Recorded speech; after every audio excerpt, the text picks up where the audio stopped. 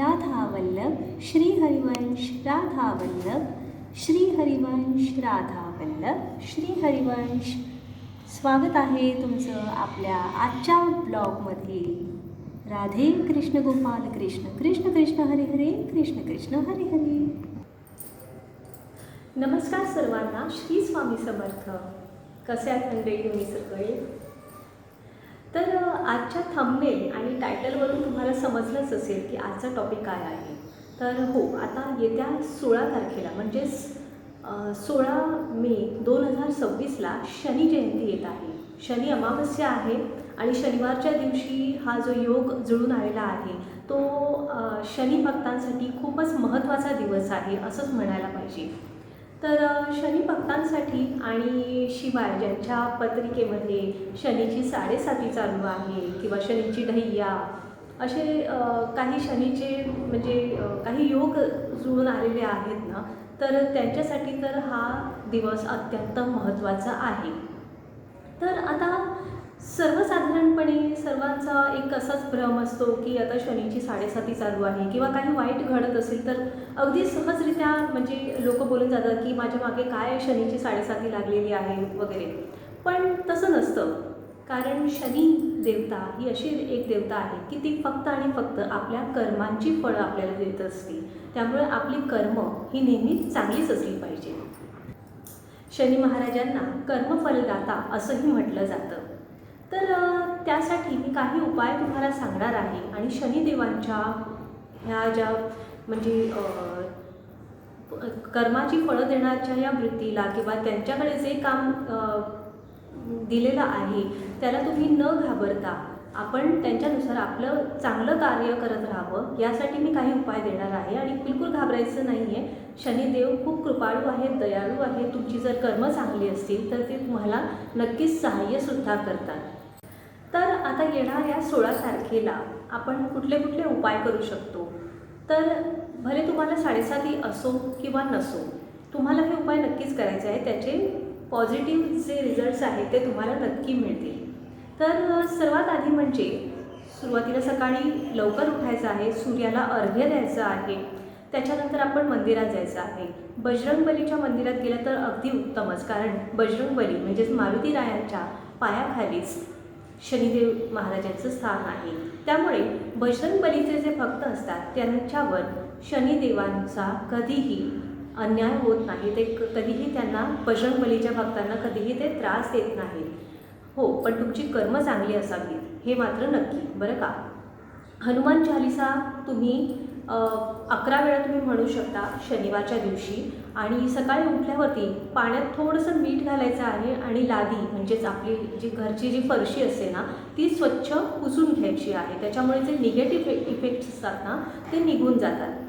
आणि शिवाय तुम्ही मंदिरात गेलात की मोहरीचं तेल जे असतं ना त्याच्यामध्ये आपला चेहरा बघायचा असतो. आता वाटीमध्ये आता ते मोहरीचं तेल तुम्ही शनिवारी विकत घ्यायचं नसतं. मग आता तुम्ही म्हणाल की आम्ही तर देवळातच विकत घेतो, पण नाही, थोडं तेल जे असतं ते आदल्या दिवशी तुम्ही विकत घेऊन ठेवा.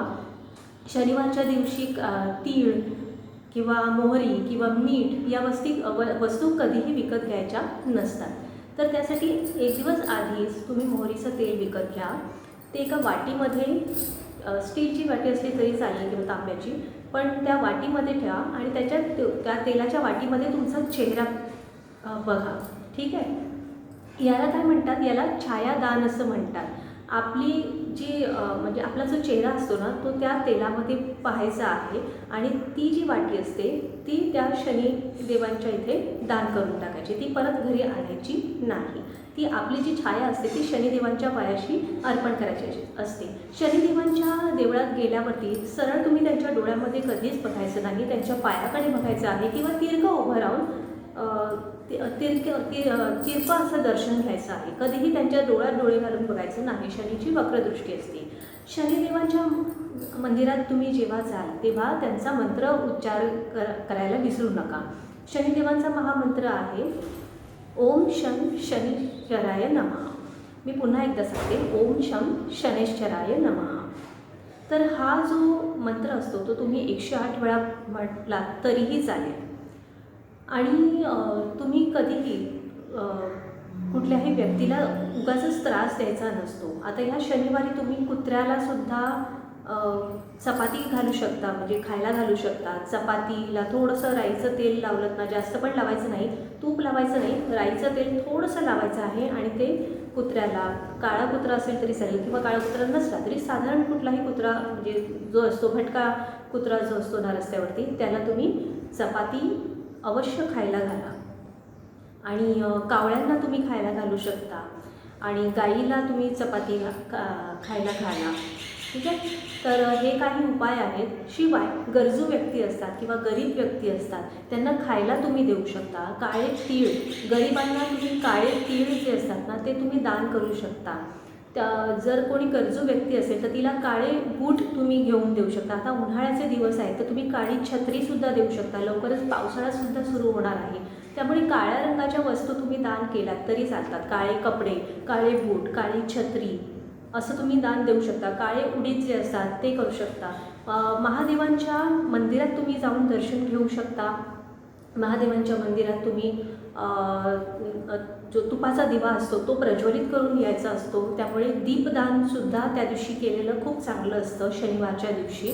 आणि वरून ही शनी अमावस्या आहे, अमावस्या शनी जयंती जी आहे ती शनिवारी आलेली आहे, त्यामुळे खूपच चांगला योग आलेला आहे. पिंपळाचं झाड असतं प्रत्येक मंदिरात असतं किंवा तुमच्या घराजवळही कुठे पिंपळाचं झाड असेल तर थोडं पाणी घ्या आणि पाण्यामध्ये थोडंसं दूध ॲड करा आणि ते दूध आणि पाण्याचं जे मिश्रण आहे ते पिंपळाच्या झाडाला तुम्ही अर्पण करू शकता. 7 प्रदक्षिणा घालायच्या आहेत पिंपळाच्या झाडाला आणि त्या प्रदक्षिणा घालताना तुम्ही मंत्राचा पुन्हा उच्चार करायचा आहे, ओम शं शनैश्चराय नमः. ठीक आहे. तर 7 वेळा प्रदक्षिणा घालू शकता. पितरांसाठी तुम्ही दिवा तिथे लावू शकता. तुम्ही मोहरीच्या तेलाचा दिवा लावू शकता किंवा तुपाचा दिवासुद्धा तुम्ही प्रज्वलित करू शकता. मुंग्यांसाठी, काळ्या मुंग्या ज्या असतात त्यांच्यासाठी तुम्ही गव्हाच्या पिठामध्ये थोडंसं गूळ ॲड करून त्याचे गोळे बनवू शकता. छोटे छोटे गोळे बनवायचे आहेत आणि ते झाडाच्या खाली असे ठेवून द्यायचे आहेत. तिथे मुंग्या भरपूर असतात तर त्यांचंसुद्धा पोट भरेल आणि तुम्हालासुद्धा चांगले इफेक्ट्स दिसू लागतील. आणि पिठाचे गोळे जर तुमच्याकडे मंदिराच्या आसपास म्हणजे तलाव किंवा जलाशय असेल ना तर त्याच्यात टाकू शकता आणि त्याच्यामध्ये मासे असतात, मासेसुद्धा पिठाचे गोळे खातात, तर ते सुद्धा एक चांगला उपाय असतो. याशिवाय कुठल्याही गोरगरिबाचा अपमान करू नका किंवा वृद्ध व्यक्तींचा अपमान करू नका. आईवडिलांची सेवा करा आणि आपल्याकडे जर तुमची यथाशक्ती काही असेल, म्हणजे सपोज तुमच्याकडे पैशाची कमी आहे तरी पण त्या पैशांचं सुद्धा थोडं फार का होईना आपल्या घरच्यांसाठी काही ना काहीतरी आणत जा घरी. आणि सपोज तुमच्याकडे खूपच पैसे म्हणजे कमी आहे, नेहमी कमतरता जाणवते, तर त्याच्यातनं पण तुम्ही जर तेवढे परिस्थिती असून पण यथाशक्ती तुम्ही फूल ना फुलाची पाकळी काहीतरी आपल्या घरातल्यांसाठी किंवा आजूबाजूच्या जे गरजू व्यक्तींसाठी काही केलं ना, शनिदेव खूप प्रसन्न होतात. तर त्याच्यातनं तुमची जी दानत असते, दुसऱ्यांना मदत करण्याची जी भावना असते ती त्यांना दिसून येते, त्यामुळे त्याचे नक्कीच चांगले तुम्हाला इफेक्ट्स जे असतात ते तुमच्या फ्युचरमध्ये जाणवून येतात. शिवाय तुम्ही कुठल्याही आता काहींच्या पत्रिकेमध्ये शनी जे असतं त्याचं स्थान खूप छान ठिकाणी असतं, त्याचे खूप छान छान आपल्याला म्हणजे आपण नॉर्मली ज्योतिषांकडे जातो ते सांगतात की शनी तुमच्या खूप चांगल्या म्हणजे घरात बसलेला आहे, म्हणजे जी 12 हाऊस असतात कुंडलीमधले, तो तुमचा शनी फर्स्ट हाऊसमध्ये आहे, 12th हाऊसमध्ये आहे किंवा कुठल्याही, ते त्यांच्या पद्धतीने तुम्हाला सांगतात. पण याचा अर्थ असा नाही की आमचं शनी आमच्या कुंडलीमध्ये चांगल्या घरात बसलेला आहे मग आम्ही कसंही वागलं तरी चालेल, नाही.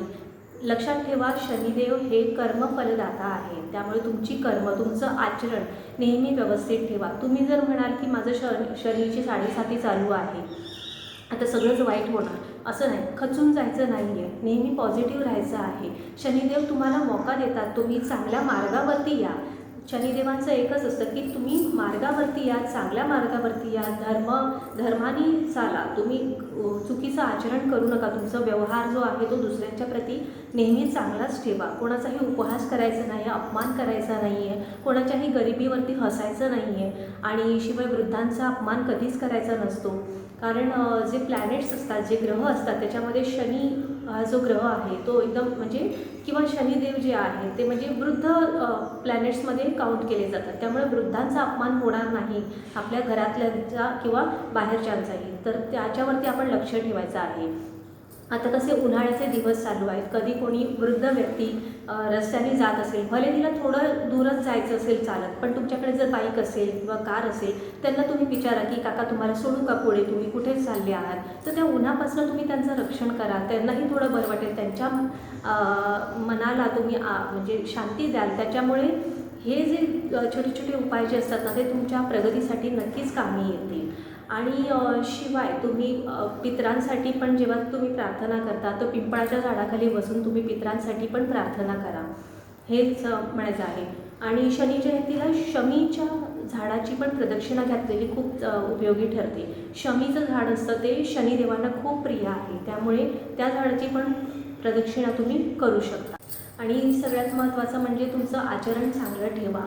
बघा, आपण कधी पण मंदिरात जातो, म्हणजे ती म्हणतात ना, एक अशी म्हण आहे की आपले चरण जे असतात ते आपल्याला मंदिरामध्ये घेऊन जातात, पण आपलं जे आचरण असतं ना, ते आपल्याला ईश्वराच्या समीप घेऊन जायला आपल्याला मदत करतं. त्यामुळे आपलं आचरण, आपलं वागणं नेहमी चांगलं ठेवा. दुसऱ्यांचं कधीही मन दुखवू नका. आणि ह्या शनी जयंतीलाच नाही, इतर वेळेस पण उगाचच कोणाचं मन दुखवू नका. आणि सगळ्यात महत्त्वाची गोष्ट म्हणजे कोणाच्याही परिस्थितीवरती हसू नका किंवा त्यांची मजा बघू नका किंवा कोणालाही म्हणजे एकमेकांपासून दूर करू नका, कारण ते पण खूप मोठं म्हणजे महत् पाप असतं.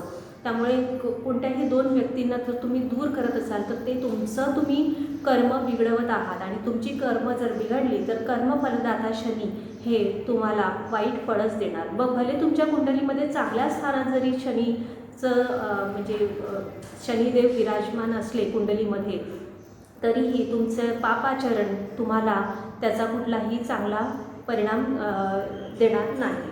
त्यामुळे न घाबरता, म्हणजे आता तो सपोज तुम्ही काही लोकांच्या साडेसाती असते किंवा शनिदेव जे असतात किंवा शनीचा जो ग्रह असतो तो तुमच्या कुंडलीमध्ये दुसरा म्हणजे प्रतिकूल स्थानावरती असतो, म्हणजे प्लॅनेटरी जी हे असते त्याची अरेंजमेंट ती प्रतिकूल स्थानावरती असते, पण त्याला न घाबरता तुम्ही नामजाप करत राहायचं आहे. श्रीहरी विष्णूंची सेवा करा. आता लवकरच अधिक मास पण येणार आहे आणि श्रीहरी विष्णूंची सेवा करत राहा. राधा राधा, राम किंवा तुम्ही ज्या देवांना मानता त्यांचं नामजाप सतत करत राहा. त्यामुळे कसं होतं ना, तुमची कर्म पण जी असतात ती चांगली होत जातात आणि तुम्हाला ती एक सवय राहते. तुमचा ऑरा जो असतो तो पॉझिटिव्ह होतो आणि बाय डिफॉल्ट तुमची ना हळूहळू का होईना तुमची जी प्रवृत्ती असते ना ती चांगली होत जाते. सुरुवातीला सपोज तुम्ही खूपच म्हणजे वाईट वागण्यामध्ये तुम्ही यूज टू झालेली असाल, तुम्हाला सवय झालेली असेल, तर नामजापामुळे आहे ना ती सवय जी आहे ना ती हळूहळू का होईना ती दूर होऊन जाते. आणि कुठल्याही वाईट व्यसनांचा त्याग करून टाका. म्हणजेच काय तर दारू किंवा मांसाहार. आता मांसाहार सगळ्यांना सोडणं शक्य नसतं, ते मान्य आहे, पण ज्या काही वाईट सवयी असतात जसं की दारू आहे, गुटखा आहे, तंबाखू आहे, सिगरेट आहे, या गोष्टी ज्या आहेत ना त्यांचा त्याग करून टाका. तर तुम्हाला कशीही वाटली माहिती ते नक्कीच सांगा. आणि या शनी जयंतीला नक्कीच तुम्ही चांगली कर्म कराल अशी मी अपेक्षा करते. आणि चॅनलवरती जर नवीन असाल तर प्लीज प्लीज प्लीज चॅनलला सबस्क्राईब करा. आणि व्हिडिओ कसा वाटला ते नक्की कमेंटद्वारे मला नक्कीच सांगा. असेच नवनवीन व्हिडिओ घेऊन मी तुमच्या समोर येत जाईन. आणि व्हिडिओ इथपर्यंत बघितला आहे म्हणजे तुम्हाला आवडलेली आहे, ही माहिती तुम्हाला आवडलेली आहे, तर व्हिडिओला नक्की लाईक करा. आणि भेटूया पुढच्या एका ब्लॉगमध्ये. तोपर्यंत जय श्री महाकाल.